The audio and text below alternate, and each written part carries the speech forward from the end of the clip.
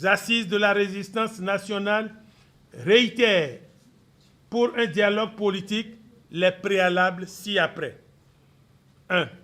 L'abrogation des lois portant charte des partis politiques et code électoral. 2. La dissolution de l'Assemblée nationale et la mise en place d'un organe faisant office de parlement transitoire. 3. La reprise des élections législatives pour donner la parole au peuple et lui permettre de choisir ses représentants. 4.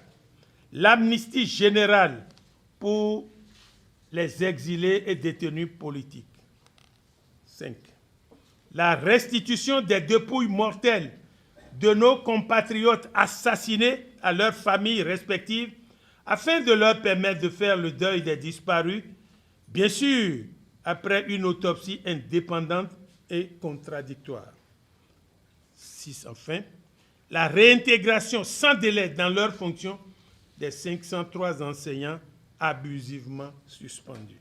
Il a été décidé que la mise en place du Fonds national de solidarité destiné à venir en aide aux orphelins de nos compatriotes froidement assassinés sur ordre du président de la République soit confié à un comité restreint avec l'assistance d'un huissier de justice qui devra superviser et comptabiliser la collecte des fonds.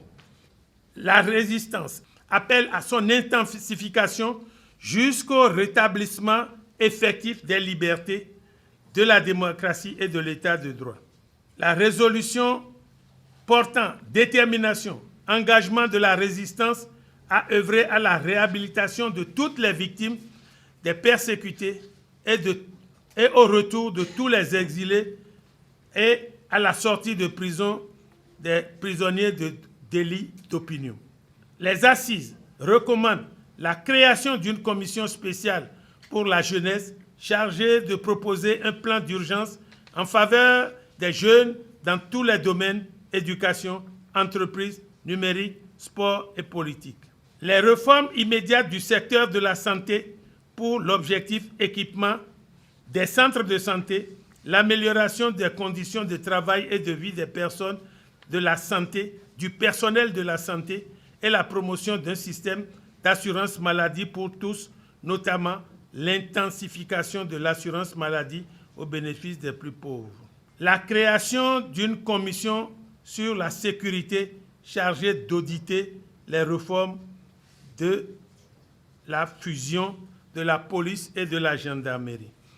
Enfin, afin d'éviter au président Talon d'être un parjure tel qu'il l'a déclaré à l'occasion de sa prestation de serment, les assises lui recommandent de prendre la mesure de la gravité exceptionnelle de la situation que traverse le pays pour convoquer un dialogue politique inclusif de tout le peuple béninois.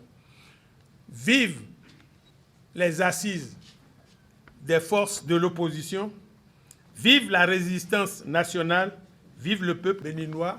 Je vous remercie.